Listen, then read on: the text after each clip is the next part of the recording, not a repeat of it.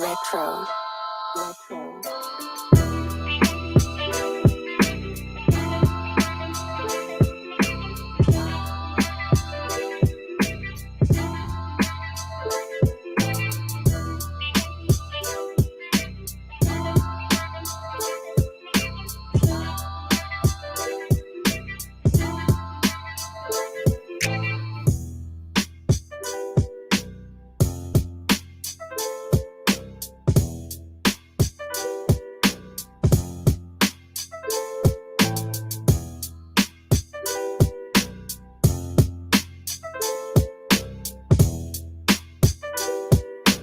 Purchase your track today. Well, welcome, ladies and gentlemen, to another show, a live edition with Grizzly on the Hunt. We have special people. I cannot believe that they're here. Yes, Lady Wolf, welcome. James Boggs, welcome. Hi, Lady Wolf. Welcome to everybody. Welcome to the show from coast to coast and around the world. So, quite all right. So we got Dwester of Cryptids in the house. We have Stingray, 1975. So, yeah, we have Hellbent Holler. They're backstage, and let's bring them on. Welcome to the show. How are y'all doing today? We're doing well. That is awesome. So, welcome. So, what's going on with you guys? Tell everybody who you are. We are Hellbent Holler. We are a field research and investigation team that looks into high strangeness and paranormal in the Southern Appalachian region. Wow. You know, I don't live too far from that area. I actually just moved from Lexington, Kentucky, a little bit further up north. So, yeah. So, what's going on in that area? What's not going on in this area? The Southern Appalachians don't really have the pedigree that other parts of the country have. Like Sasquatch, for example, people usually think of the Pacific Northwest or Canada when they think of that. But there's a lot of activity that goes on in this area. We focus on basically Western North Carolina, South Carolina, Eastern Tennessee, Kentucky, down into North Georgia. And there's just a wide variety of odd phenomena that goes on through here. It seems like a lot of the phenomena it goes hand in hand with each other. It's not like it's individual phenomena that we're encountering. We're encountering just a vast array of phenomena as we go out into these areas. And it's odd because we started off originally, before we started this project together, Jessi was mostly involved with like paranormal research. I was strictly Bigfoot research. That's all I was really much into. Didn't really have much interest in or knowledge of any of the other odd phenomena out there. But as we went out in this area looking for Bigfoot, we started encountering all sorts of other stuff. Strange lights. We didn't really willingly get involved with the Dogman phenomenon, but we found ourselves getting involved with it as we started having cases presented to us. That's something that we're very much into now.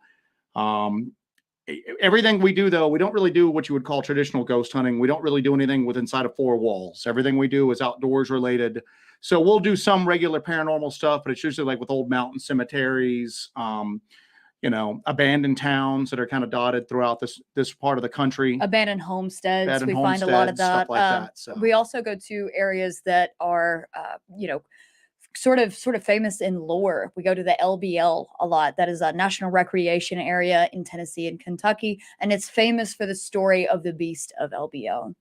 Yeah, so for the people that do not know the story about Land Between the Lakes, that's what it stands for, give them some history about that.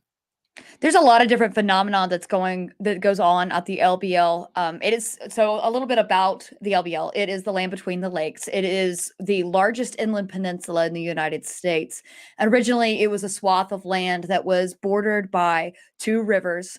And in the 1960s, the government took over the land, kicked all the people off the land that lived there for generations, dammed up the rivers, and created two lakes, Lake Barkley and Kentucky Lake.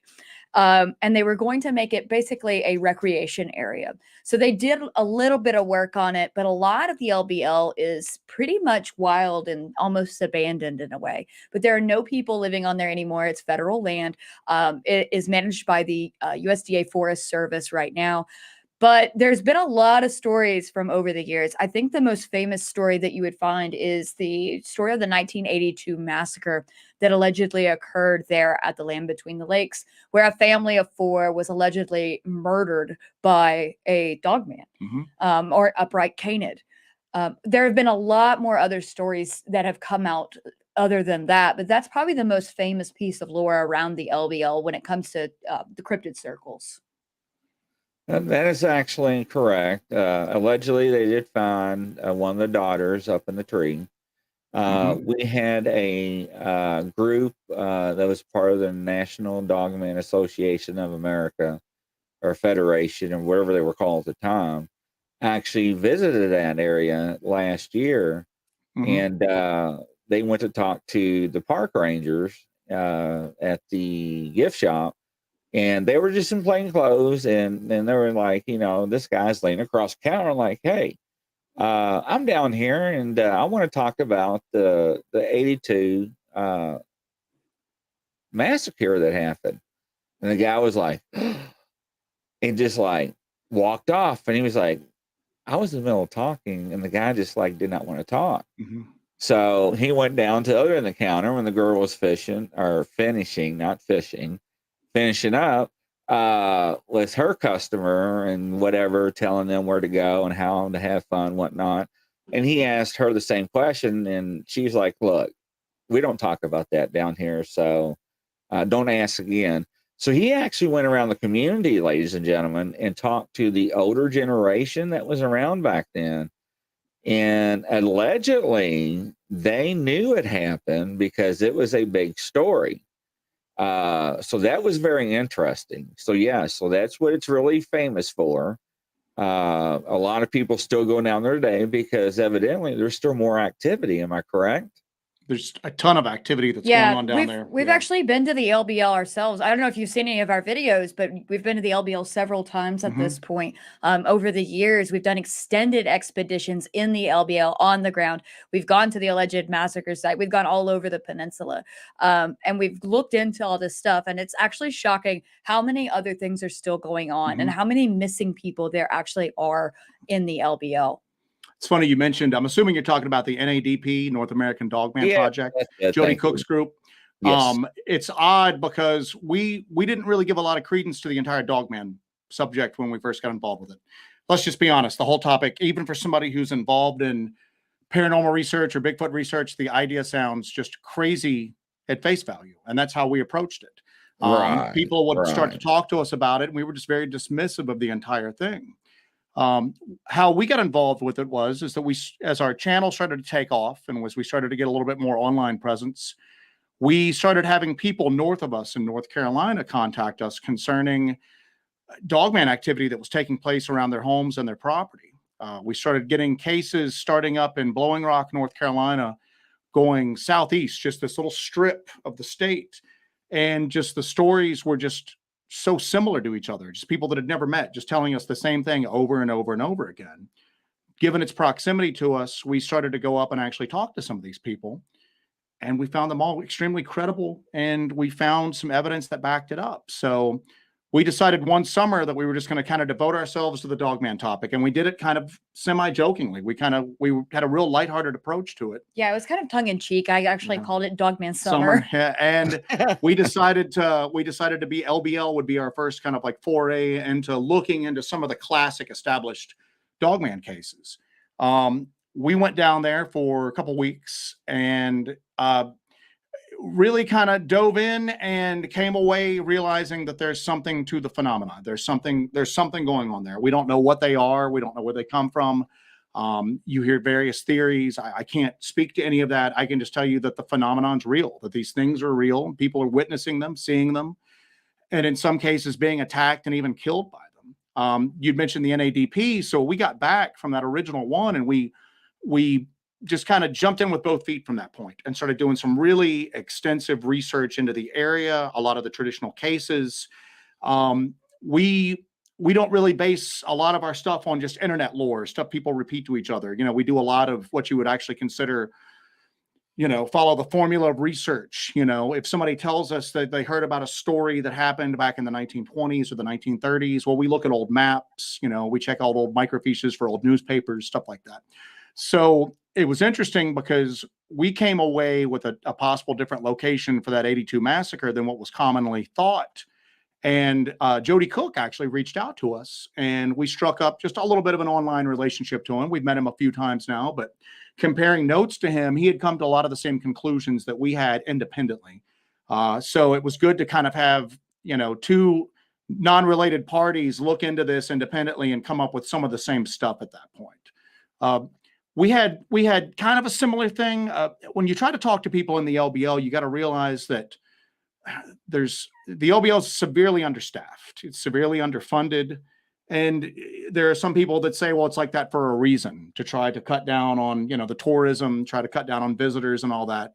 Jessi and I often say that short of dynamiting the bridges across the water under the LBL, they do everything they can to make it unattractive to people to come there. And originally, it was designed as a recreation area, and it was supposed to bring in a lot of tourism dollars to the area. Absolutely. But it seems like it was simply not maintained after a certain period of time. And from a lot of the research that we've done, digging into the history, looking at old maps, looking at aerial maps, looking at all kinds of different sources, we've kind of come up with a somewhat of a loose timeline of when things kind of drop off. And around 82 is when a lot of these areas really started to close off and shut down. And it seems like they just let it go wild after that. And we were kind of hypothesizing, was there some sort of problem with these creatures or these entities attacking people, and they had to shut down all operations there and kind of let it go a little wild and make it less inviting to people. Yeah, you see, like I said, people that are familiar with the topic are familiar with the basic story of that 82 attack. The 4 family members, the RV. You hear slight variations of the story. Some people allege that it was the cologne that the parents were wearing that had drawn the beast in. There's some variations of the story that say that there were more than one beast. But what we were able to find is that you can find. Well, let me back up. The area that this supposedly happened in has been just erased from memory. You know what I'm saying? There's really no trace of it at all. But you can find other established campgrounds that were in the land between the lakes that all seem to close down for no reason around 1982. And like Jessi said, they moved them. Well, the ones we found, they've just been closed and kind of wrecked. The last time we were down there, we came across a campground that we're doing some research on right now where they literally went in and wrecked every building that was in there, including the little shack where you'd buy ice at. Other buildings in the LBL are just left to rot. So it's not really a safety concern. They claimed it was a safety concern, that why they basically destroyed this entire campground, why they cut the power poles off at the base, why they had to wreck everything. They claim it was because it was a safety concern.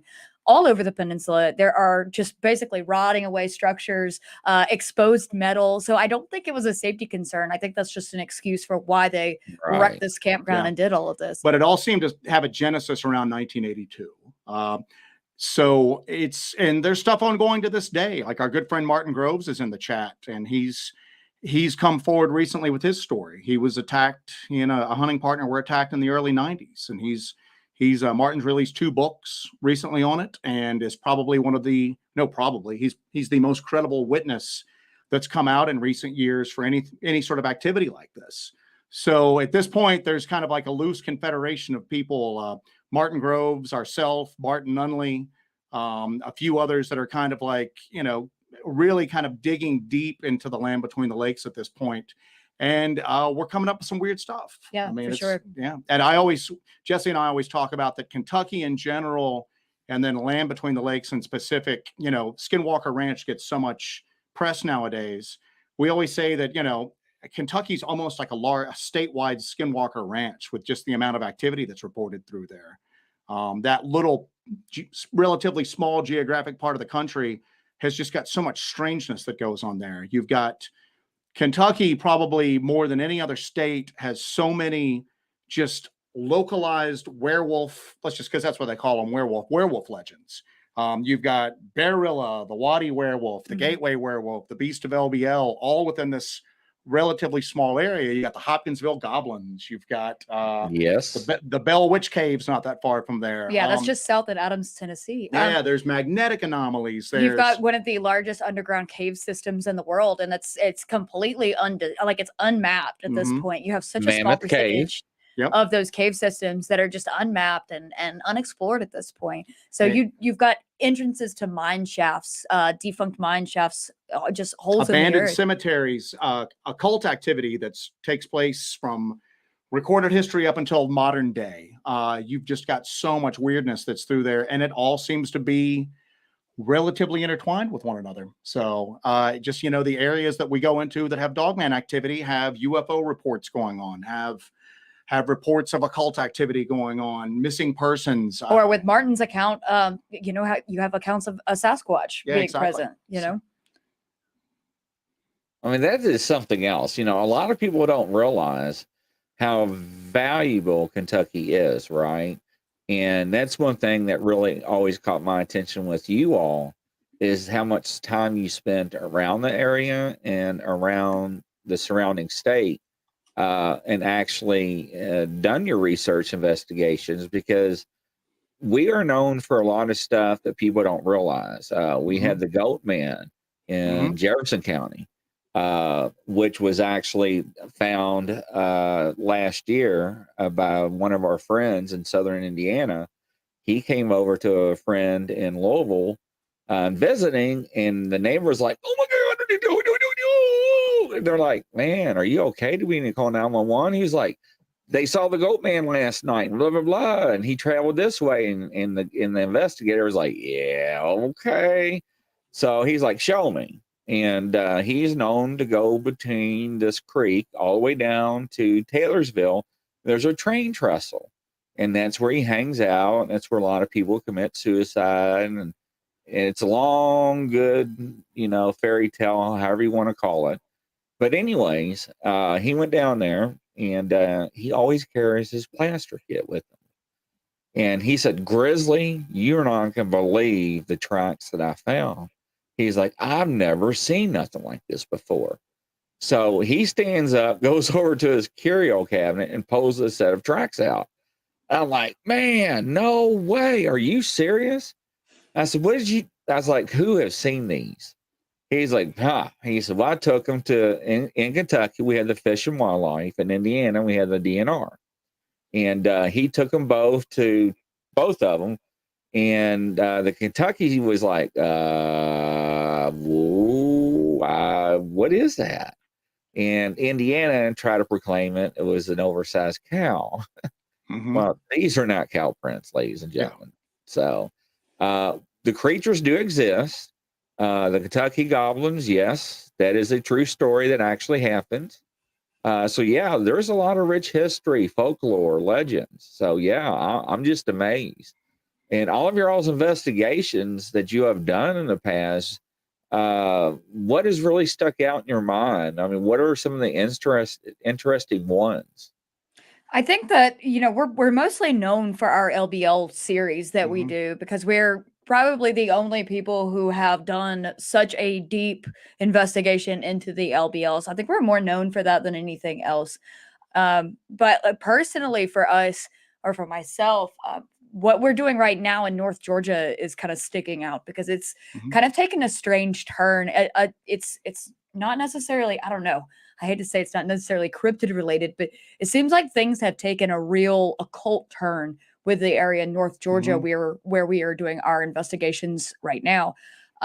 It seems like it's taking a very strange occult turn, but it also seems to have UAP connections to it. We just put out a video probably about a month or so ago titled "A Burning Light," where we capture on camera and on thermal what appears to be a portal in the middle of the woods. And we get it on both cameras, and it starts to rise up. But it was one of the most shocking things we've ever captured on camera. And I never expected to capture anything like that. And we're always out there looking for, like, wildergeists and ghosts and paranormal stuff like that. We're also out there looking for possible cryptids, but I don't think in 1,000 years I ever thought that I would capture basically a portal open up and rise into the air on camera. I think that was probably one of the biggest things. That is amazing. We were doing just traditional Bigfoot research a few miles away from there, and the Bigfoot, I can't say it was Bigfoot activity, but whatever activity was going on in that area got a little weird, and then it just went dead. So we started to kind of branch out and kind of like slowly explore the surrounding areas, and we came across the area that we're currently researching, and it got really dark and really weird almost from the get-go up there. And we found everything, it seems like, but Bigfoot activity up there.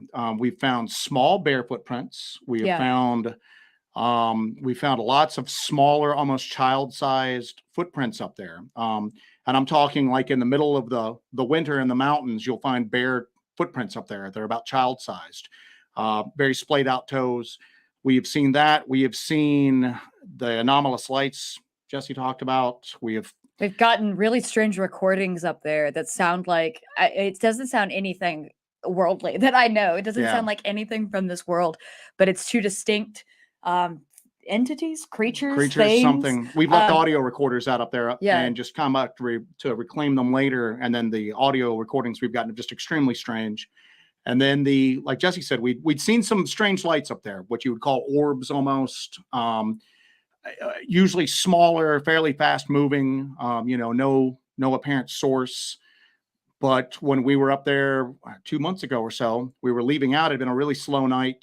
We decided to go ahead and call it early. We were leaving out, and we happened to notice a little cut in the hills that we'd never gone into before. And I'm like, well, before we get out of here, let's just stick our heads in here real quick, and maybe this is where we'll focus on next time we're up here. And we went up there to check it out. We didn't have all of our equipment. We had a full spectrum camera. We had a thermal imager, a couple of flashlights. We didn't even really have our GPSs. We just went like a couple hundred yards from the car, looked around for a little bit, didn't see anything. And then right as we were getting ready to leave, Jessi just goes, "What's that?" And there's just this odd light in the woods about the size of a car, just a few feet off the ground. And it's large, it's very bright, but it's not lighting anything up around it. It's a very self-contained light. We were able to get it. The full spectrum camera we have is just a little action camera. It's short range. Usually at a distance like that, we can't pick anything up on it. This is just good for maybe, under 50 feet. It's designed for ghost hunters. It's a full spectrum camera, and it has an additional IR light, so it does light up the area around it. But we tend to have to use extra flashlights and IR lights with it as well. But it does, for what we do, it does a great job at it. But at a distance, it's not going to capture a lot of detail or a lot of light or anything. But it did with this. But it was very large. So that lets you know exactly how bright and large this self-contained light was. And it was giving off a thermal image as well. So it was putting off tons of heat. And there seemed to, it sounds crazy, but I'm a foot taller than Jessi. So we're looking at it. She's looking at it through the thermal imager. I'm trying to catch it on this full spectrum camera. And she's like, "We need to go towards it." And I'm not going towards it. I think there's people around the base of it. And she's like, "What?" And I said, "I see figures." Again, it's not really lighting anything up around it, but you can kind of see something crossing in front of it, kind of blocking the light out a little bit. And it looked as if there were figures going counterclockwise around it. And so we kind of have a little bit of disagreement. She wants to go towards it. I want to get away from it. And we start moving away, and it starts lifting up into the treetops at this point. And you can see us on the video. We're kind of going, it's rising up into the air.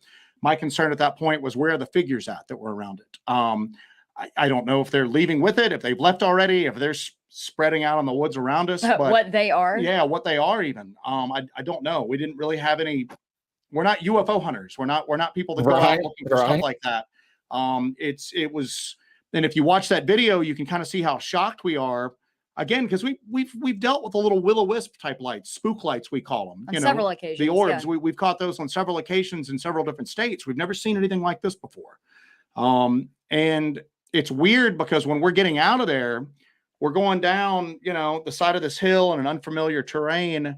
So we're really not worried about filming at that point, but the camera will occasionally kind of pan over to the left, and you see this light kind of going up into the to the sky. So Jessi calls it a portal. A UFO, I don't know what you could call it. It didn't seem like a craft. It just seemed like it seemed almost like just a ball of plasma that wasn't lighting anything up around it. But it was giving off a lot of heat. We were able to very easily get it on the thermal image. I think portal is like the closest approximation of what it could possibly be, but that's just kind of like the terminology I use for it. We have no idea what it could have been. But after we captured that, we leave. We come back the next day because we wanted to get some readings. So one thing that we're really heavy into is we're very into tech. We like data. We want to collect good, hard, solid evidence and data. So we use a lot of instrumentation to do that. And I think that's one of the hallmarks of our channel is that we have all of this equipment and we use this equipment to gather data, because it's one thing to go out and do these investigations or tell these stories. It's another thing to present actual numbers and actual data and actually put together a data set and approach this through the scientific method. We always talk about the fact that let's just take physical, if you want to call them cryptids, entities. Barton Nunley, I know he's on the chat right now. He calls them inhumanoids, which is probably a better term than anything else. But everything, it seems like it just peaked with the Patterson-Gimlin film, and we haven't really gone any further since then. So our goal is to try to get something more than just another interesting story to tell. So yeah, we go pretty tech heavy. We want to try to prove that there's repeatable phenomena going on when people experience this stuff. Are there strange EMF, spikes? Are there strange RF signals? We carry Geiger counters. Is there residual radiation after some sort of strange phenomenon's observed? We have equipment to detect infrasound, which is pretty unique. I think we're the only people out there really now using that infrasound detection equipment that we had built to try to pick up, that infrasound that people just kind of bandy about as being the cause for the zap effect that people sometimes report. So we had an actual unit built that can actually detect infrasound and give you data on what infrasound is in the area. And so instead of just kind of talking about how infrasound works, but not really understanding how it works, which seems to be common practice, we looked into infrasound. We learned about infrasound, and we had this piece of equipment built for this purpose. It's mobile like everything else we have, because when we go into the woods to do our investigations, we hike in and we have to carry everything on our backs. So everything we have, all of our instrumentation has to be able to be very mobile. So we had this unit special built for us so that we can actually use it out in the field and actually get readings and see if infrasound is actually a thing when it comes to this phenomenon. Well, yeah, we have environmental data loggers where we'll check environmental conditions, relative humidity, the temperature, everything like that, just to see again if there's any sort of correlation you can look at. Does this strange activity seem to happen, when environmental conditions are this way or that way? We go through and try to do as much research before and after. When we saw that light, we were back out immediately afterwards taking, readings with equipment, looking for residual radiation, looking to see if there was any strange like EMF or RF fields out there. Just going out there and just trying to get like a baseline so that we can see what sort of connections can be made between this strange activity and, other stuff. Again, anybody can have this stuff happen and come away with a story to tell. You may or may not get video or a photo of it. You may or may not get audio. That doesn't really tell us much other than what you've seen or what you've heard. Our goal is to try to maybe get some data of stuff that might be occurring that you can't see or hear, radiation, electromagnetism, infrasound, possibly anything like that. So we do that. And, like I said, there's a reason we're not really relying on the tech. It's just, we're letting that tech kind of even the playing field a little bit, allowing us to try to like maybe document some stuff that maybe has occurred in previous encounters, but the people just weren't equipped to be able to detect it and report it at this point. Yeah. And you can go back to that and say that, in terms of being equipped, I think that's how we got one of the best pieces of evidence we've ever gotten was the thermal image we captured on our first trip to the LBL. We got a very, very good thermal image of what appears to be a upright, large canid or a dogman. And I don't think anybody else could have gotten that without you couldn't get that without the instrumentation. And this is an expensive piece of tech. And we had just gotten it, and brought it out there. We were kind of trying it out, and we were out there and actually got that image. But these creatures are around, but not a lot of people go out there with this level of tech to get these images, these videos, these readings. So I think that gives us kind of an edge in the field, is having all of this technology at our fingertips. And just kind of glance into the chat right now. Somebody had asked how do we measure that infrasound? Just to kind of segue into that, one of the things that always struck me, because I used to really think that the whole zapping phenomenon was just outlandish. I mean, I used to think that Bigfoot was just an undiscovered ape in the woods. And I thought that some of the more exotic stories that came along with it, zapping, cloaking, everything like that, just seemed physically impossible to me. As we started to become more open to some of those more like exotic components of the phenomenon, I just started to question a lot of them, because again, a lot of this stuff is just repeated over and over and over again, and people just take it as fact, and there's really been no research into it. I mean, the zapping phenomenon's real. Let's figure out what it is. Okay. The infrasound thing is that was what's happened with a lot of this, is that people will try to explain Sasquatch away as just an ape in the woods.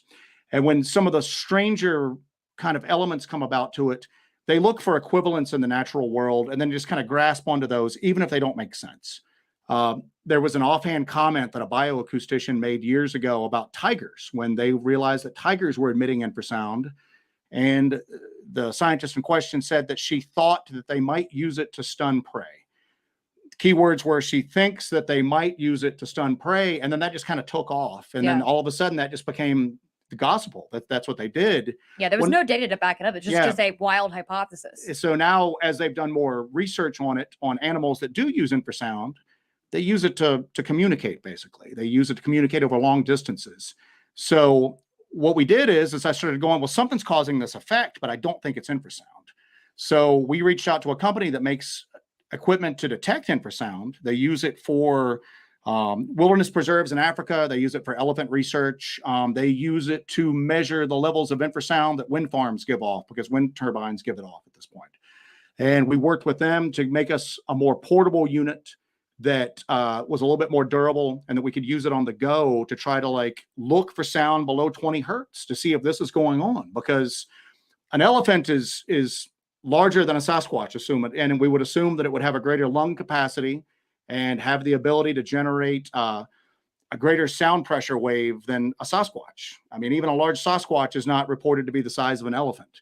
Well, you don't hear about people that work around these elephants being stunned by infrasound, and we know elephants use infrasound.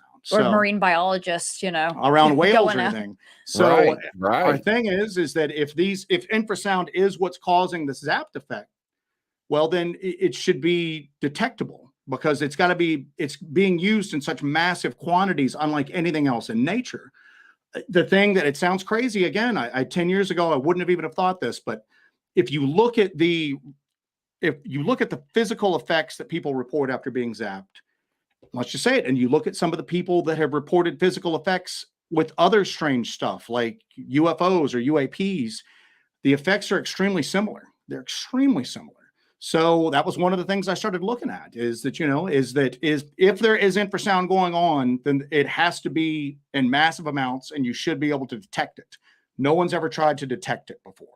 So we've got this equipment now. That's something that we're looking for. And if we get out there and we start finding massive amounts of infrasound in areas that shouldn't have it, well, then that might be another piece in the puzzle. Maybe something is out there. That would be a very interesting data point. Now, it's good to remember that there is low-level infrasound pretty much all the time. Oh, yeah. You can get it from traffic. The ocean emits infrasound. But so you're going to have a baseline of infrasound wherever you are usually. Yeah. So it's good to get those readings, get your baseline. And then when you see some sort of anomalous spike, then that's an interesting data point. Mm-hmm. But like I said, at this point, it's interesting. It's something that we pretty much combat people with almost on a, people get very upset when we start talking about it. And my thing is that it might be out there. It might not be out there. No one knows for sure. Nobody knows, because nobody has ever tested for it before. So we have the equipment, and guess what? I might come back and go, yeah, massive amounts of infrasound are being generated out there. at that point, that pretty much precludes it just being an undiscovered ape, because it's physically impossible for something that size to generate infrasound in that, and to that level. So again, that's just one of the little things we do. We constantly talk about the fact that people have been banging on trees with sticks and howling at the moon for decades now, and we haven't moved the topic 1 inch. Yeah, we're no closer than we were, decades ago. So our big thing is let's just try stuff that's new. Let's just try new stuff. And, some of it won't work. Some of it, becomes readily apparent that it's not going to work. Other things we have to keep hammering out, but at least let's try something different at this point. I just don't think that a lot of the research methodology that's being used out there does anything more than just generates another good campfire story. Yeah. Yeah, I mean, you're absolutely right. And ladies and gentlemen, emphasis on what they're talking about. We have police departmts, first responders. They have special sirens, and they're called rumblers. And for you all that don't know what they are, because I used to be in law enforcement, I retired. And what it is, you'll be driving down the road, jamming to music, not knowing what's going on. Next thing you know, your body's vibrating. You're like, what the heck is that? And what it's doing is getting your attention to make you look up and down in your mirrors. And like, oh, here comes the emergency vehicle. I need to get out of the way. And it's a low, whoa, whoa, whoa, whoa, whoa, with the siren on top of it. And you can hear it coming, and you can also feel it if you're outside the vehicle as well. So yes, it does exist. I'm a firm believer in that. Now the question is, do you have the device handy so we can see it? I'd have to dig it out. Oh, okay. If you could see what we see right now, we have where we do these interviews from and do our podcast from is also our equipment room. And I'm looking at stacks upon stacks of cases of equipment right now. I will tell you though, I was out actually. So Jessi touched upon this earlier. Infrasound is not something that's really unique in nature. You get infrasound generated up from storms moving in, certain oceanic activity, when volcanic activity, earthquakes. People use variations of the equipment that we use when they are looking for meteor activity. Meteors entering the atmosphere will generate up infrasound. Certain machinery will send off infrasound, wind turbines like we talked about. So one of the things that we need to look for is when we use this, is that you see a lot of people out there using a lot of different equipment. You need to know how the equipment works. You need to know what normal looks like before you can say something is abnormal. So obviously we won't, when we're deep in the woods, we're really not dealing with traffic or machinery or anything like that. However, planes and helicopters will give off infrasound to a certain degree. So I was actually out last night in the woods fairly near our house, and there's two highways, county highways that cross over through there that has some traffic earlier in the evening, but then it's also under the direct flight path from a regional airport. So I was out there getting infrasound readings for just different planes going overhead, just to kind of get an idea of what that's going to look like. So if we're out in the woods and I see a certain level of infrasound, then I start checking the sky, see if we see anything above us at that point. And we'll know then that, hey, it's not anything out of the ordinary. It's nothing supernatural or it's nothing abnormal. It's just a plane going overhead. But I was actually using that and showed the equipment off last night a little bit. So for those of you who haven't seen it, it's literally a live stream that I did, about 24 hours ago, roughly at this point now. Yeah. So if you go to our channel after the show, you can go to the live tab and see that he posted that last night. If you want to see what the equipment actually looks like. And he has it hooked up to the laptop where it is actually graphing the infrasound and what it's detecting.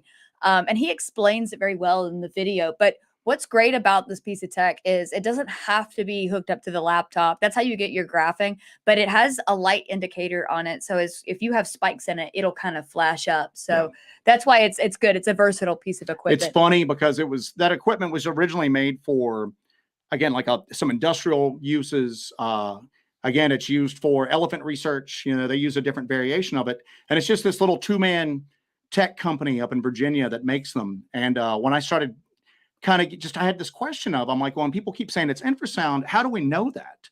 And it all just goes back to that offhand comment that a bioacoustician said when she was talking about tigers. And then if you look at all of because there's been research done on infrasound. You've got everything from Mythbusters looking for the infamous brown note, which is below 20 hertz, all the way to just they do a lot of it with, as wind turbine technology has become more prevalent. They've looked to see if the levels of infrasound that these wind turbines put out, if it's going to be harmful to the surrounding communities. But nowhere did I see anywhere where anybody was suffering the effects from known infrasound sources that people report when they think that they've been zapped by Bigfoot. And again, I want to back up. That effect is happening. It's happened to her twice. It's happened to our good friend Martin Groves. It's happened to people that we've spoken to firsthand. The question is it infrasound, or is it something even more exotic? Is it even something more just out of the ordinary than just like a really low sound wave? Could it possibly be an electromagnetic spike or something like could that? Could it be something on a quantum level? Like it gets weirder and weirder, but it's funny. So I started talking to these guys that make this equipment, because this equipment's usually meant to be very stationary, hooked up to an external power source, hooked up to some sort of computer in order to graph it. And like Jessi said, we carry everything on our backs. Everything has to be backpack portable. So carrying a setup like that and then setting up out in the woods, for long durations of time is just really not doable for us. So I'm talking to the guy and I'm going, listen, I need it to be more durable. I need it to be able to work without, a computer hooked up to it. I need it to be able to work off a smaller power source. And the guy, again, these guys make it for amateur astronomers, wildlife researchers, stuff like that. And I'm telling him what I need. And the guy's like, why do you need this? And I'm just like, I'm just going to go for it. I mean, like Bigfoot research, man. Guy didn't even miss a beat. He's just like, oh, okay, that's fine. Okey-dokey. Wow. And so they made it up. It took a while to get it because this was when all the chip shortages and everything like that were going on post-COVID. But it's really interesting. Like I said, and it may be something that comes in handy just to disprove something. If we're in areas that have reported Sasquatch activity and we're not getting a lick of infrasound, that might mean that there's something more exotic going on. If we do find massive amounts of anomalous infrasound, well, then that backs up that story. And we got to go back to the drawing board. Now we've got to figure out how a relatively small compared to like an elephant or a blue whale, how a relatively small creature can generate much more massive amounts of infrasound and direct it and use it in ways that no other creature on Earth can do. So again, but like I said, it's trying something new. It's maybe not just taking that, we always call them those Bigfoot tropes, those things that are just repeated over and over and over again, but nobody's ever really looked to see if that's true or not. And I'd say if there's one thing that we're good at, it's being creative in the way we approach it and not taking anything for granted until we research it ourselves at this point. Well, and any kind of scientific pursuit it's a moving target at all times. And you have to kind of throw different things at it to see what kind of sticks and what works. And then as you gather more data, you have to be able to change your hypothesis about what is actually going on and be open to other possibilities of what these phenomenon are and what they're capable of. Thank you. Absolutely. And it's odd because I've got a background in anthropology, comparative folklore, stuff like that, which comes in handy certainly with some stuff like this. I don't have a background in bioacoustics or sound or anything like that at all. And it's weird because when people ask us, hey, have you watched this TV show, or hey, have you done this? I'm going, no, we don't have time for anything like that. I'm reading papers on infrasound studies. I'm reading stuff on sound mechanics. We really kind of we've always say that, even if nothing else ever comes of this project that we're doing, we just got the craziest education just on how, just on just the different equipment, just different theories, everything, all of that just ties in. But it's so strange because you just find yourself going down some really bizarre rabbit holes, much different than what I was doing 10 years ago when I was just doing just Bigfoot. You certainly get like a jack of all trades education doing this kind of work. Right. Yeah. Very interesting. It's amazing because when I did my homework on you guys, that's one thing that really attracted me to you all a whole lot. It's not only how you did the research, but what you used, and you try to prove everything scientifically first, right? Mm-hmm. You were open to anything and everything. You weren't stuck like some of the people I know in some groups. I call them Gestapos. If you believe in this, you're in. If you don't believe in this, then you're no part of this organization or group. And I try to explain to people, you can't be that way. Now, Ron Moorhead is one of my admins, and he came out with his quantum mechanic books, you know, and Quantum, finally, the quantum Bigfoot. Yeah. yeah, and finally somebody is speaking the language that I've been preaching about. And like Ron said, you know, he's like, Grizzly, if you told me 40 or 50 years ago about this, I would laugh at you, call you nuts. Exactly right.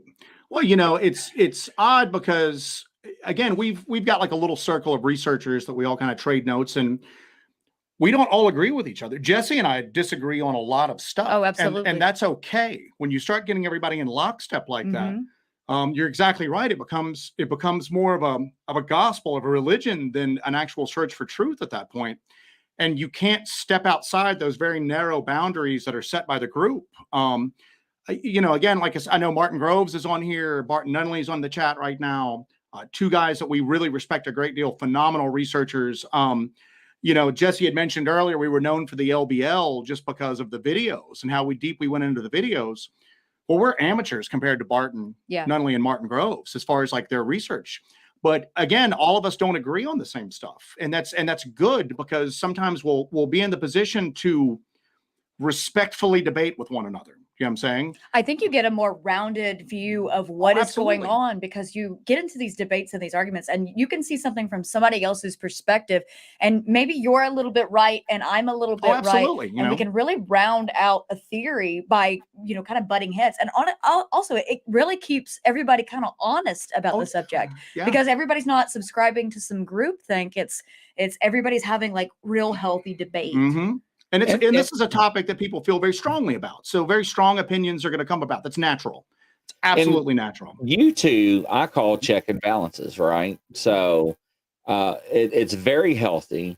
And like I try to tell people, okay, ladies and gentlemen, if you're out here investigating and you take 100 reports and you break it down into a spreadsheet, a pie chart, however you want to break down the information, and you start seeing similarities, and this is across 2 or 3 states, I mean, people are seeing something. You know, you can't believe in good and not believe in evil. You can't believe in yin and not believe in yang, right? So you have to be open. And I always tell people that, you know, because I never make fun of anybody in any of their stories, encounters, or anything, because, you know, I have no idea what, you know. Right now, I'll tell you, I'm getting reports out of Michigan that there are 3-eyed Bigfoots, 1-eyed Bigfoots. I'm getting reports with Bigfoots with tusks, Bigfoot with fangs. All right. Well, let me throw one at you to add to your data set there. Sure. About a year ago, a friend of ours that runs a group called Cryptid Response out of North Carolina, he got in touch with us. He had a witness in Kentucky, the eastern part of Kentucky. That Lonnie guy, remember? And the guy had gone onto like a Facebook group. This is somebody who's not into the cryptid world. He's not into the terminology. He just started having weird. What it is, his family owns several acres in Kentucky, and the state seized part of it for eminent domain and started building a road across part of his line. So they started having. But on that property, did you mention this? That on that property was what they described as a Native American burial ground. Yeah. So or a mound. So yeah, there was a mound, and there was a rumor that it was involved with. And at first, that's what they thought that the state was seizing the land for, and they were just using the road as a pretext. And then they started building the road. Well, the guy's animals started showing up dead. They started having stuff bang on the side of the house at night. So they ringed the house and cameras.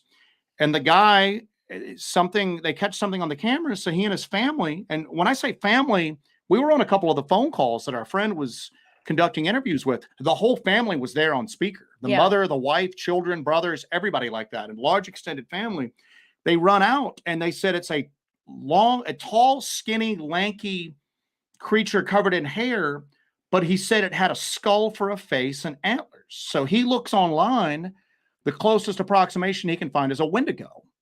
So he goes onto a Facebook group saying, I think I've got a Wendigo around my house. I live in Kentucky. And the torches and the pitchforks came out. People were saying, oh, you're making this up. You know, Wendigo is only a northern thing. Get out of here. So he got chased off. And the guy's going, I don't know. This is just the closest thing that I've seen. Well, as this activity continued, he lets us know one day. He goes, well, there was another one, and it seemed like it had a deer skull. He goes, I think they're wearing them like masks. And we're going, well, that's really interesting.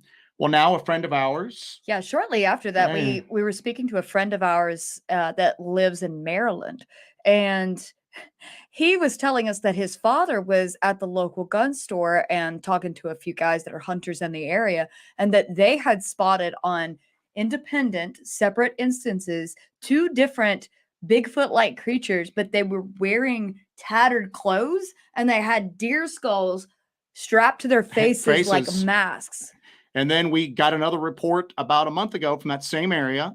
A hunter again in a gun store parking lot, talking about how he was in his deer blind and saw 2 creatures wearing elk skulls as masks, basically ambushed a deer. He stood there and he watched it.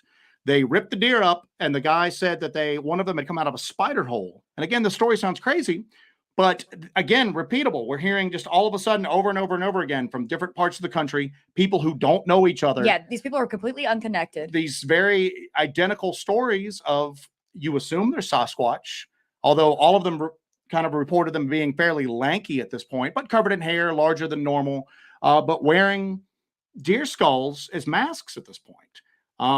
So throw that in with your 3-eyed Sasquatch, because again, that doesn't sound that crazy when you take it all in total. We always talk about it. It's called the boggle factor. I think I mentioned this on every interview we do. Parapsychologists termed that phrase, and they talk about it. It's people are willing to believe stuff up to a certain point, and then past that point, your mind boggles. So even if like you're a ghost hunter, you might be willing to believe stuff up to a certain point, and then after that, no, I just can't believe it. My mind has been boggled. And the same thing is true for people like us, like you, that are involved in this stuff. Everybody's got their own boggle threshold. And there's people out there that will believe in Sasquatch with no problem at all. But then you mentioned 3-eyed Sasquatch. And they'll just abandon it. Yeah, you're crazy. Yeah. That's crazy talk. I'm not willing to do it. Well, all right, then fine. Then how do we have multiple people reporting those things in multiple locations independently from one another? And especially weird stuff like that, that's not really in we kind of call it the mythology of Bigfoot. Not that it's a myth, but you have these built, structured stories. Mm-hmm. You have these repeatable things that everybody knows about when you hear the Bigfoot story. People aren't hearing about 3-eyed Bigfoots online or anything like that. So when somebody mentions that, that's completely out of left field. Yeah. And when you hear it more than once, even if it sounds crazy, you've got to pay attention to it. So, well, what's also, it makes you think about is you don't have any historical accounts of a 3-eyed Sasquatch or something like that. Does that indicate that perhaps the phenomenon is like evolving in a way? Or changing at that point? It's like changing in a way. Interbreeding, Mm-hmm. I mean, and that's the thing. And I try to tell people, in my groups, I own many groups, paranormal groups, Bigfoot, Dogman, Ghost Relate, whatever. And I tell people, it's like, number one, you do not make fun of anybody's post, any negative emoji, funny, nothing. Mm-hmm. Because what happens is that they watch the people that have encounters in the past watch. They're like, hell no, I'm not coming forward. I seen what happened to little Johnny. They mocked him. They put him on a rope and hang him. And I'm not coming forward. I'm not. No. People will go whenever the subject, you usually hear about it in relation to, is the government aware of it? And is there any sort of government cover up with any of this stuff? UFOs, Bigfoot, Dogman, anything like that. And people will go, well, the government couldn't keep it, covered up. But I'm like, the government doesn't need to. Society keeps it covered up. People are.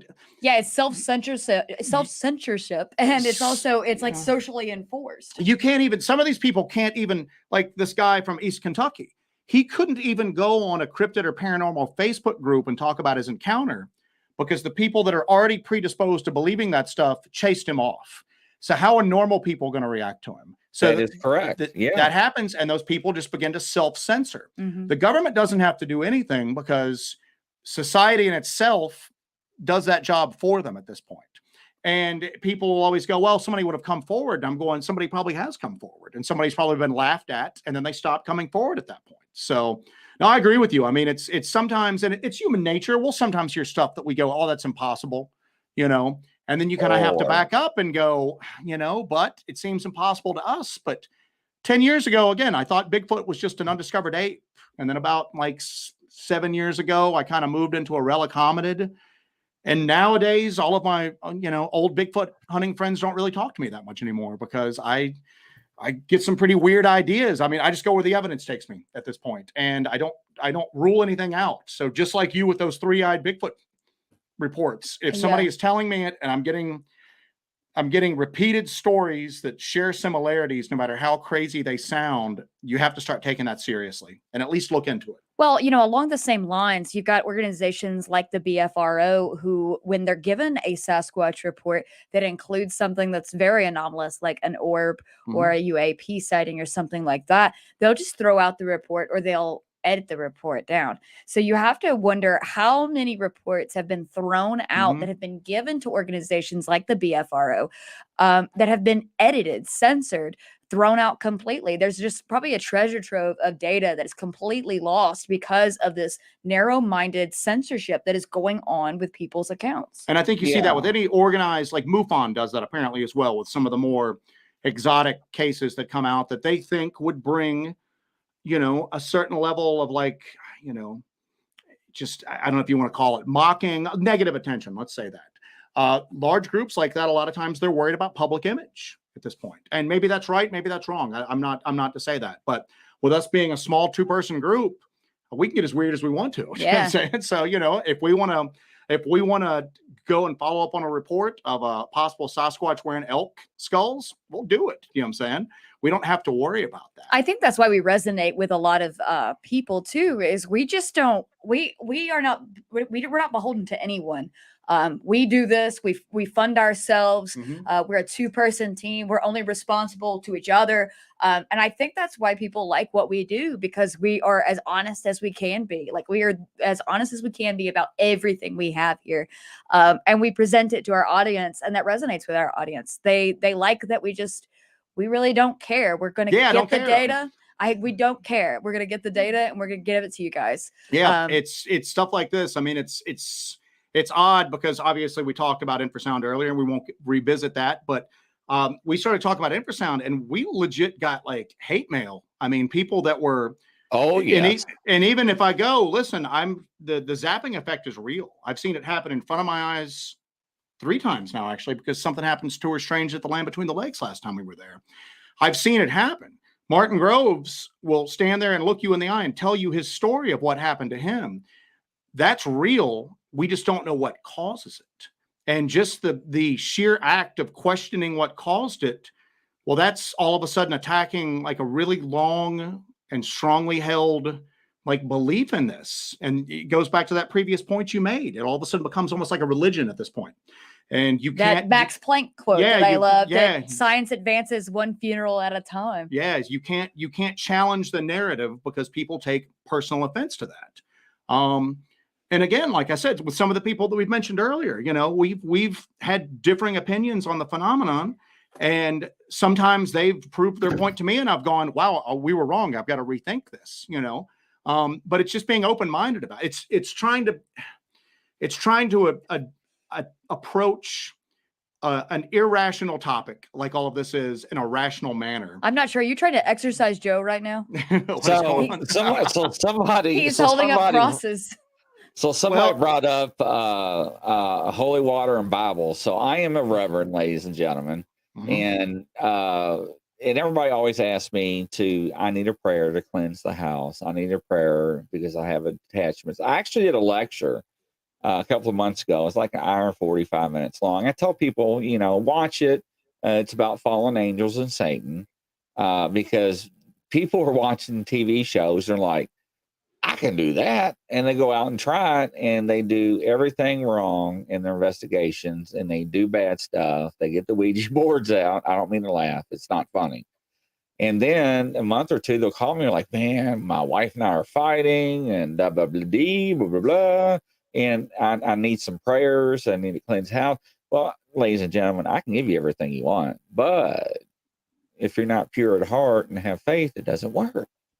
So I always recommend people like you that have scientific, instrumentation, or people that are into the field that we are, that are knowing what they're doing, to go out and reach out to them so they come over and help you, because people cannot fix themselves with the issues that they create. Does that make sense? Mm-hmm. Okay. Now, with that being said, it's interesting. Another factor I liked about you all is how you conduct yourselves. It's like, this is what we do. Either you like us or not. Well, we don't care. This is our thing. So we're going to show you what we gather. And if you don't believe it, don't matter to me. It's just our evidence, and we're going to show it to the world. So Have a nice day. Yeah. Yeah, And again, right? we're not trying to be dismissive of anyone, but at the same token, we always say that I don't even really call us in like researchers anymore. If anything, we're field investigators. We try to go out and investigate the phenomenon, try to experience it ourselves, try to document what we can on it. But we're field investigators that have a YouTube channel. Yeah. We're not YouTubers who go out and do this. So the YouTube thing is just secondary to what we do. And you're right. I mean, the thing is just to kind of follow that evidence wherever it takes you. We're not out trying to reinforce preconceived notions that we had. Because to be quite honest with you, most of our preconceived notions have been crushed so many times that at this point, anything's possible. If you want to tell me a story, we'll listen to it. You know what I'm saying? And then if we can find evidence that kind of backs your story up, well, even if it sounds improbable to me, we're gonna believe you. We're at least gonna give you the benefit of the doubt that it happened at this point. And going back to Ron Moorhead, we are huge fans of Ron Moorhead. Any chance we get to see him speak, we absolutely take that opportunity. He's an actual adventurer. He's a world traveler, and I think getting that perspective and really opening up his mind to different possibilities in every possible way in life, I think that allows him to be free of the chains of mediocrity and tradition, and that he can actually look at everything from a new perspective. And I think that's what actually brought about the quantum Bigfoot. Yeah, and it's interesting because quantum Bigfoot's a phenomenal work, and it's one of those things that's repeated pretty often, that whenever somebody describes something that they've experienced or something that's happened to them that's extremely out of the ordinary, that usual response is, well, that's impossible. Well, no, it's really not. It's not impossible. Sometimes you have to go down on a quantum level, but people have observed it. We've observed teleportation on a quantum level. One of the things that we get back to with that zapping thing is there's something called quantum entanglement, where one quantum particle can affect another quantum particle over a distance. There's something called quantum vibration that takes place. A lot of these people that report the zapping sound will report a vibrational feeling that's kind of in their body, but it's not centered around their chest cavity. One of the things I always talk about is, remember when you were a kid at a parade and the drums came by, you felt that in your chest. That's a percussive wave that you're feeling it in your chest cavity. Well, a lot of these people that report infrasound report their whole body's vibrating. And one of the things that we're kind of looking at right now, and it's beyond our ability to test for it, and it's probably beyond pretty much anybody's ability to test for in the field, but maybe that's what's causing the zapping effect. Maybe there's some sort of quantum entanglement where these creatures, whatever they are, have the ability to affect you at a distance somehow and cause these effects. Some of these effects are temporary. Some of these effects are more permanent. And some of these effects, when you get into the UAP phenomenon, are fatal at this point. So it's one of those things that we look at, but we're huge Ron Moorhead fans. Ron Moorhead, it's groundbreaking stuff like that, even if I don't agree with everything that Ron Moorhead posits, it's at least it's not the status quo. It's not just that same old way of doing stuff. And like nothing is better than somebody presenting an idea to you, and it's something that you've never considered before, and it absolutely just blows your mind. And then it opens up so many more possibilities. And I think, listening to Ron Moorhead, reading his works, that really does that for a lot of people. I think that's how it resonates with a lot of people. And so much of at least traditional Bigfoot research has just become mired down in just minutia and trivia. A lot of times traditional Bigfoot researchers sound like, I always compare them to like two old guys sitting on the porch in rocking chairs comparing baseball stats from like the 1962 World Series. I don't care what color shirt, Patterson was wearing when he shot the PGF film. I don't care. Okay. That's irrelevant to anything that we're looking into, but people consider that sort of knowledge to be knowledgeable about the subject. We're not knowledgeable about the subject. I always tell people we're not experts. We're more confused now than we were a year ago. We're probably going to be even more confused a year from now. You know what I'm saying? I mean, the idea of an upright canine that is walking, the earth is insane. And I can't tell you what it is or how it's possible, but it's happening. It's happening. I can't tell you that, but like I said, I 3 years ago, I was convinced it wasn't happening. Now I know it's happening, but I can't answer it. So we're confused. We're not experts on anything. But like I said, you hear people that just that kind of confuse that knowledge with other people that are involved. A lot of people that are into Bigfoot, they spend all their time discussing Bigfoot researchers, either past or present. And I'm going, I didn't get into this phenomenon to talk about people. I got into it to talk about the phenomenon, to try to learn something about it at this point. Absolutely. Absolutely. Yeah. And, on that topic, and I'm not going to say the person's name, but he's very well known. He's been on the History Channel, A&E, the Travel Channel. I actually interviewed him, and it was a very good show until I asked one question. I was like, so what was your experience when you first saw Sasquatch? And it was like crickets. And he was like, I never had an encounter. And I was like, and I'm thinking, wait a minute. From my understanding, that's not what you've been telling the world for 15 years, and that you're calling yourself an expert. What nobody's an expert in my book because we don't know the truth, right? No. Which, call whatever you want to call yourself. I'm not going to be a judge. That's fine. I still respect the person because of the knowledge, but it just blew my mind because don't mislead people is my point, right? A lot of people actually sent me a lot of hate mail. It's like, how dare you embarrass them, on the air and blah, blah, blah. And I was like, that's a simple question. Yeah. I mean, that's a pretty simple, basic question. I didn't know. I didn't mean to embarrass them. I mean, I always ask people that, because people have different responses.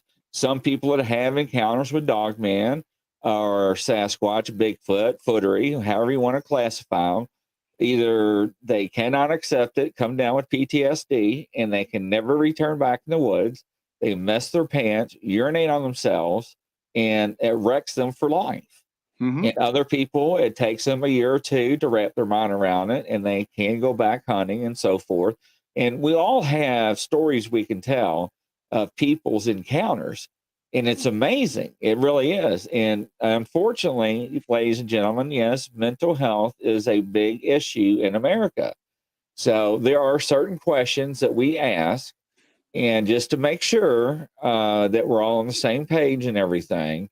But it is what it is. But I still take, they always ask me, Grizzly, is this picture real? Is this video real or fake? Well, number one, I wasn't there. Number two, I didn't take it. So the reason why I say that, ladies and gentlemen, is that if you know anything about photography, let's say us three are out in the bush, right? Now that's Australian talk. And that's what the last show I had a psychic from Australia on. So let's say we're out in the woods, and I was like, stop, look, 60 yards in the middle of that bush. Look at that. So I pull up my camera, I take a picture of it. Bam. I'm so happy, right? But when we go back and look at it, it's just black. So what I'm saying, ladies and gentlemen, our eyes can see things, but when the camera took the picture, because of the angle of the sun, right, the lighting, because of the darkness into that area, the shading, I didn't have the right shutter speed. The automatic exposure didn't do the right settings at the right time. So there's a lot of factors. So, it happens. And everybody's like, well, every time, somebody's going to show a picture, it's going to be another blob squab. And I was like, okay, ladies and gentlemen, you're out in the middle of the woods and you're actually trying to investigate, right? and all of a sudden one walks out in front of you, or you walk upon one, are you really thinking about pulling out your cell phone at that time and trying to take a picture? No, that's not the thing. Take us for example. So you're talking about that hypothetical person who's out hiking or just maybe in the woods, and then something happens. They've got to retrieve their cell phone from their pocket, open the camera setting, get it on there and take a photo. Well, we're out specifically to capture video evidence of something. So we're walking around with GoPros at the ready. They're on. They're filming, always filming. and we still miss stuff. Yes. Because sometimes it happens so quickly, you can't get onto it. She and I both have seen something in the land between the lakes, and neither one of us were able to get it on film. You could see the reactions that both of us have to what we saw. I wouldn't describe what we saw as a Dogman. I don't even know if I would describe it as a Sasquatch. I don't know what it was. But both times it happened so quickly, and it was just so. And you've got a GoPro in your hand and you don't even have the reflexes or the wherewithal to throw it up there. And and then it's just gone. So when people tell me these stories and they show these photos, and in their mind they're reliving it, and in their mind that photo is representing that experience to them, even if we don't see it. So yeah, I always tell people like that when they go, well, you know, if Sasquatch was real, then there'd be, with everybody carrying a cell phone camera nowadays. And I'm going, no, not at all. I mean, just because we go out and with the cameras that we have, we miss stuff just because sometimes it happens like that so quickly and just so suddenly that you can't get it. So yeah, so I agree with you 100%. Also, you know, you and I are in the woods a lot, and we do this. We go out there specifically looking for these things. We're in the woods a lot. Recently on our last trip to the LBL, I saw that figure, whatever it was, again. And I'm out there looking for this, and I charge into the night and I look for these things. I saw that figure again on this last trip, and I went into a state of shock. Yeah, he had to put me against a tree because I had such an adrenaline dump from seeing this thing that I completely shut down. Yeah, and it's odd because some of the stuff that you would almost have to describe it as being unnatural. It is unnatural. For every story that you hear of people that are experiencing just what you would consider a gentle forest giant, there are other stories where it just, I always refer to it as alien, not alien as if from another planet, but so incomprehensible to your normal worldview that you have trouble processing it. And we'll probably release this footage eventually, but Jessi just, I mean, she stops and goes pale, and then I had to kind of set her down for a second, and she's like, I saw it again. We go out into the woods deep at night by ourselves, and we've had strange experiences. So I would say we're about as well prepared as a person could be to deal with this, and we still experience stuff that just shuts you down. We still experience huge adrenaline dumps, extreme fear, that fight or flight kind of response. Sometimes we'll exhibit different responses from one another. That strange light that we saw, portal, UFO, whatever you want to call it. If you watch that video, Jessi goes, I feel like I should go towards it. And I mean, if that video could probably bring me up on domestic violence charges, because she starts walking towards it. I grab her by the back of her chest rig and just yank her back. And I'm going, no, you're not going towards that. We're getting the hell out of here now. We're getting out of here right now. There's figures around it. I don't know what this is. We are not going towards that light.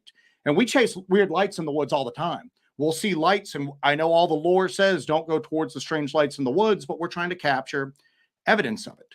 So we've charged strange lights before, but we've never seen anything like this before. Yeah. Right. I've never seen a large light with what look like figures walking around it. That's not how I started my day off. You know what I'm saying? We were going into the woods with equipment looking for weird activity. I wasn't looking for that weird of activity. Okay. So, I mean, even with us, so yeah, to your point, Chris, it's that people will kind of like just attack people for going, why didn't you behave in a 100% correct manner instantaneously and capture very clear, undeniable photographic evidence of something that you didn't previously thought existed, you know? No, I mean, absolutely. that's not how humans are wired. So No. that's just not how humans at the end of the day, we're evolved apes. And if you see a troop of monkeys and something strange happens, humans are genetically wired to behave in different ways. Something strange happens to a group of monkeys. Some of them are going to run around screaming. Some of them might fight. Some of them might run. Some of them might freeze in place. And the idea is that one of those reactions is going to be the right reaction for the situation. So at least some of those monkeys will live to carry on the species at that point. And that's how humans are. Humans will react in different ways. Sometimes you'll have the same person react in two different, you were a police officer, you know that. A person might react one way, their training might kick in 99 times out of 100, and then for some reason on that 100th time, it doesn't, and they freeze up. That's just how humanity is hardwired. So beating up these witnesses for not, behaving in this perfect way when they've experienced something that they previously thought was impossible. And shakes them to their core. Exactly. And shakes them to the core. Well, at that point, you're just kicking somebody who's down. This person's already had their entire worldview just completely rocked. Mm-hmm. And then now when they're trying to find some sort of comfort or maybe some sort of validation from other people, now they're just getting attacked for that. And they learn to shut up. They learn to shut up over time, and they don't talk about it. So yeah. Martin Groves made a comment, and I'm going to talk about this. Grizzly, we had all of Joe's ammo blessed with holy water by C. Priest. Mm-hmm. Martin Groves, my ammo that I use out in the woods are blessed. I also have silver bullets with holy water on them that are blessed. I can perform all that. Now, the holy water I have is from Lexington, Kentucky, from a Roman or a Catholic church, St. Helen's Holy Rosary Church. I'm not Catholic, so we're not going to talk about that. But we're going to talk about holy water for a minute. This bottle right here, let me turn it to right. There we go. We're going to talk about this white bottle. I got different bottles, and this white one we're talking about. So, anyways, I have a ton of holy water, ladies and gentlemen. And when I was moving and setting up my new studio, my parents were helping me unloading the car, and I heard them whispering, and I'm like, whatever, let's just get this stuff unloaded, because I hate moving. I really do. My daughter went off to college. There's no reason to have the big apartment that I had. The company I was with sold my house, moved me in an apartment, whatever. So I moved after 5 or 6 years. And they kept whispering. I'm still unloading the vehicle. And I was like, what's going on? They're like, son, we need to have the conversation. And I'm like, oh, Lord, now what? What's up? They're like, we think you have a serious problem. And I'm like, yeah, I know I got a problem. Everybody's got issues, ladies and gentlemen. I mean, am I right or am I wrong? And I'm like, so what now is wrong? They're like, and they held up a wine bottle. They're like, you have a bunch of these in their car. And I start laughing. And they're like, son, this is not funny. We need to talk about your drinking. And I'm like, okay, number one, I don't have a drinking problem. Number two, I can't drink if I want to drink because the medicine I'm on, right? Because of my back issues and stuff. And they're like, well, maybe you're not taking your medicine. And I was like, look, stop. Take the cork, pop it, and smell it. It's going to smell like pool water. And they're like, huh? Well, my mom is the curiosity person. She pops it up and she smells it. And my dad's name's Mike. She's like, Mike, it does smell like pool water. And, well, I don't know where that came from, but she says, why does it smell like pool water? And I was like, well, Mom, that's holy water. So all those bottles of wine or holy water that they give me after their communion, I get the bottles and I fill it up out of their cathedral where they baptize people, and then they bless themselves with the water. And since COVID and diseases, they had to use some kind of sanitary thing so they don't pass diseases, right? Mm-hmm. So I tell people that white bottle, do not put in anybody's drinks because they will get violently sick and have diarrhea real bad. And they'll be like, oh my God, they're possessed. They got demons. And I'm like, no, man, no, don't. It's bleach water. That's what's going to Oh, wow. happen. So that's why they're in white bottles. So you don't use that. Now, for fun, if you want to throw it on somebody's back, okay, and see what happens, and they're not knowing, that's fine. But me with you guys out in the wood, I'd probably be double fisting these bottles, throwing it on all of us as we walk through the valley of the shadow of death. Well, it's odd that you mentioned that, because if you watch some of our videos, the one area that we've been in North Georgia where we've caught the widest range of activity.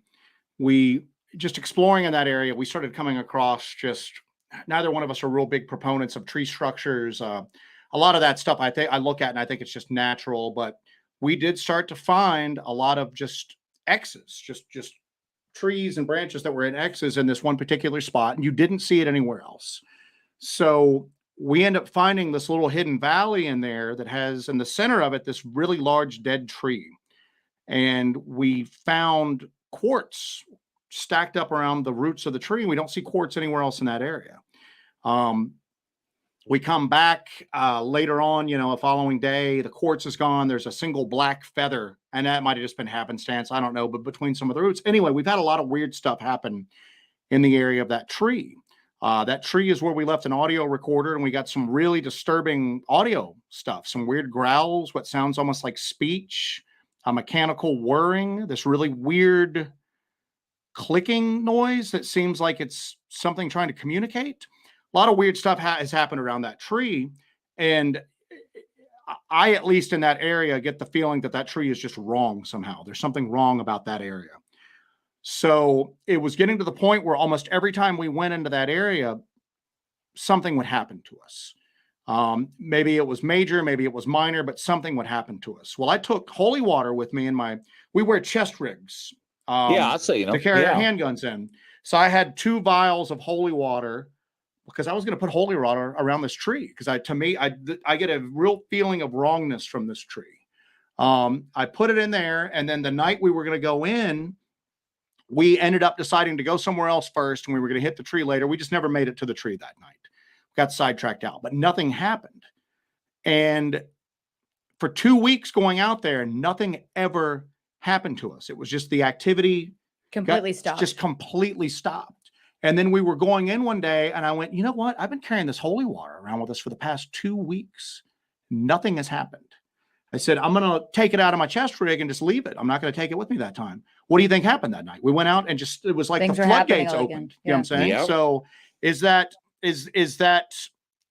proof of anything? I don't know. Maybe is it happenstance? But come on, man, 2 weeks of just nothing, of just the activity stopped cold with me taking holy water out. And then I just left it in my chest rig. You can carry stuff in that chest rig. It wasn't that big. It was just 2 small vials. I just left it in there. And then I leave it at home. And then just it opens up. The activity just opened up with a frenzy at that point. It's like the floodgates opened up. So yeah, that's one of the things we always talk about, that if you're wanting to stop activity, take the holy water with you. If you're wanting to experience the activity, don't take it because nothing's going to happen. Yeah. At least in this particular area that we're in. Yeah. And I tell people all the time, they always ask me to send them holy water. I was like, I can send you holy water. That's not a problem. You can get it locally. You can buy it online. If you're going to buy it online, use Lord's. That's the well recommended. That's the real deal. The other ones I couldn't tell you. It could be just regular tap water that's blessed. I don't know. I can bless tap water. But besides that point, the point I'm making is, you see in horror movies where the guy's got the crucifix and he's going against the vampire. Get back! I'm sending you back to hell. And the vampire's like, you don't scare me. Ladies and gentlemen, for the holy water and the crucifix to work, you got to be pure and you got to have faith. You got to have those 2 components. So if you don't have faith in the holy water, it ain't going to work. So he has faith. That's why I'm assuming that they had no interactions, because evil does not like to be around stuff like that. So I'm just throwing that out there because a lot of people ask me to give them prayers or to bless their homes over the phone. I can do that over the phone on speaker. I can do it by video, but if I give you the prayer and you don't have a pure heart and have faith, it's not going to work. It can make things worse. Does that make sense? So yeah.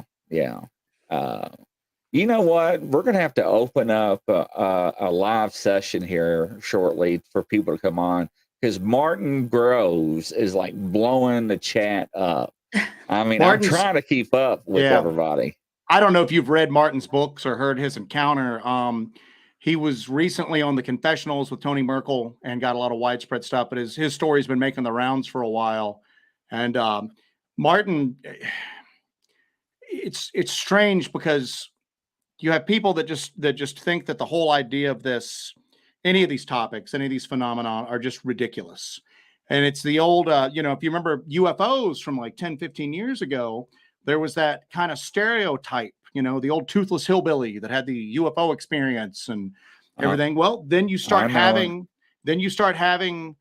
extremely credible witnesses come forward, naval pilots, military personnel, government intelligence agents, people who are as credible a witness as you could ask for as far as the UFO field goes.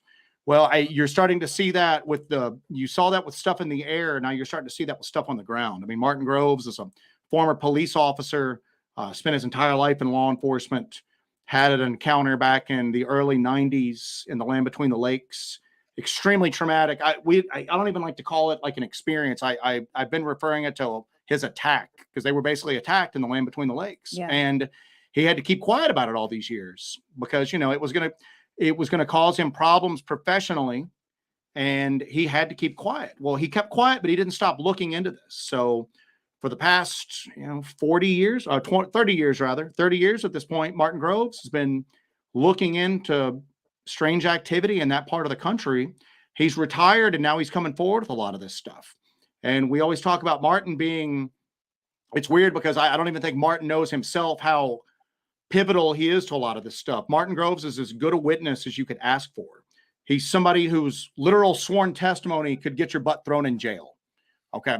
He's above, literally, he's above reproach. And also he's a trained police officer. He's gone through so much training. Yeah. So he's so detail oriented. So when he tells his story, it's down to the most minute detail because he was trained in such a way to look for these details. Yeah. And so much of the stuff that haunts this topic, and some of it's deserved, but sometimes people want to share their story, but they don't want to go on the record. They don't want their names to be used. Martin's just out there. He lists the police department he used to work for. He lists where it happened. We've been to the spot that it happened to with him. He's an open book. So him coming forward with this story has really, the timing is really, really important for a lot of this because, it's with all of the recent UAP releases, the UFO releases, the documents that's been released, a lot of them touch upon Skinwalker Ranch. A lot of these documents that are at face value involving like UFOs and UAP activity, well, there's mentions of upright canines in that. And it's odd because you don't see any mentions of Sasquatch or Sasquatch-like creatures in that, but you do see stories of some of these people, these government, these, intelligence officials and people that were tasked by the government into looking into this UFO topic. Well, they also had encounters with upright wolf-like creatures at this point. And then Martin comes forward with his story, and I'm going, so much of even like the cryptid community doesn't take the Dogman topic seriously. But it seems like a lot of stuff is just falling into place. Kind of falling into place. It's very serendipitous about how it all comes out all at once like this. So Martin's, like I said, Martin's got an incredible story. It's his encounters. It's odd because we'd been in the LBL for weeks at a time, several times before we met him and heard his encounter. We heard his encounter firsthand, and we go into the LBL that night, and we literally look at each other, and I go, I'm like nervous going in. I'm nervous going in tonight, man. It just changed our entire perspective on the phenomenon. Even knowing that it was real, it just added another layer of it to us. It's an incredible encounter. If you haven't heard him speak about it, really look it out. It's probably the best first person account of these creatures that you've ever heard. And you can purchase his books on Amazon. He's got his second book out now, and they're a good read. They're definitely a good read. It's just amazing. It really is. I mean, he's really been active in the chat. It sounds very interesting.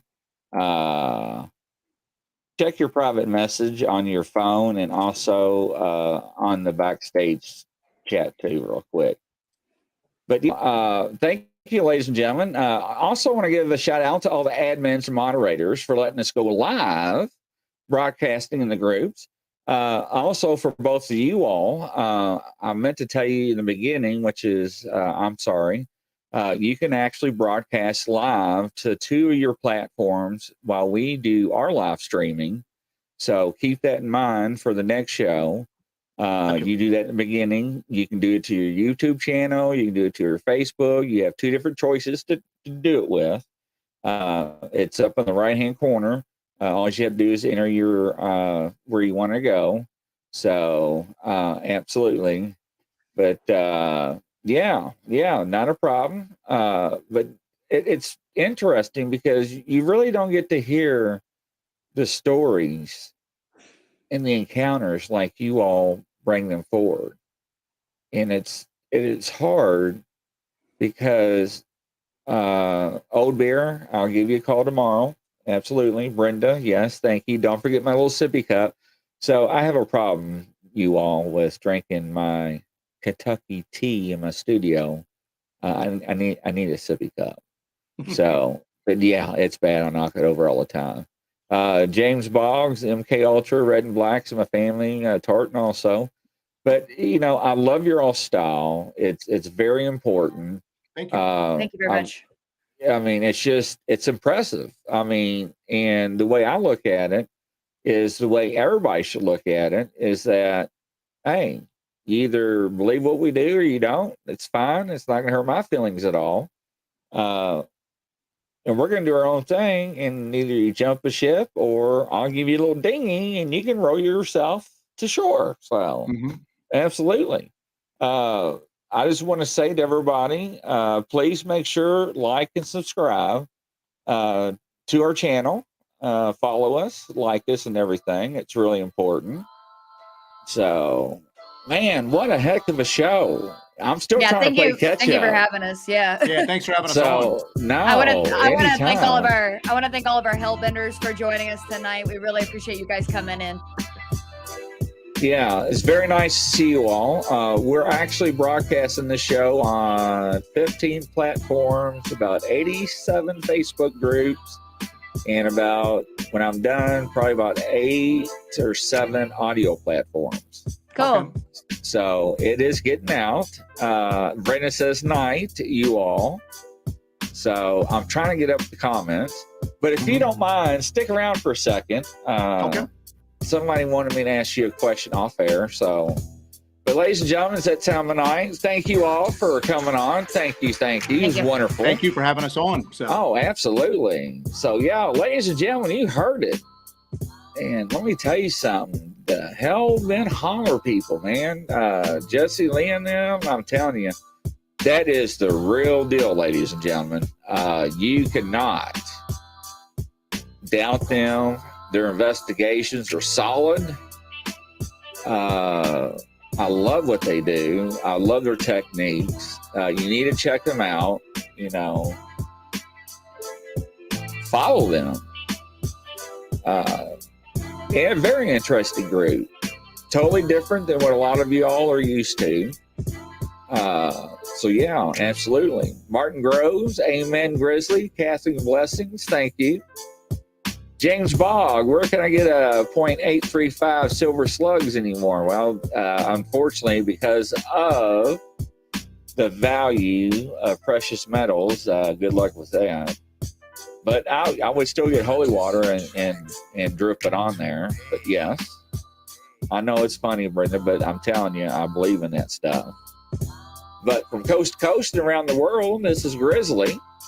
And if you ever want to come on my show or be a guest, email me, Grizzly, the paranormal at gmail.com. That's Grizzly, the paranormal at gmail.com. Love to hear from you. Love to hear some more ideas. Most of my shows, you come on live, open mic night. I have real psychics. You can ask questions. So Brenda's got a website. Brendan, she's got a Facebook group, or her Facebook. So, but yeah, I'm trying to click through these messages before I cut everybody off, but it's out there in the chat. But ladies and gentlemen, thank you once again for showing up. What this should try today. But yeah, once again, thank you, ladies and gentlemen, for tuning in. It's been long with all my shows today, but I love it. I love this group. I can't adore them enough. We'll never stop talking about them. I will talk to them about every show. Old Bear Den, I'll get a hold of you tomorrow. Ladies and gentlemen, peace. Until next time, good night, everybody. See you soon. Thanks.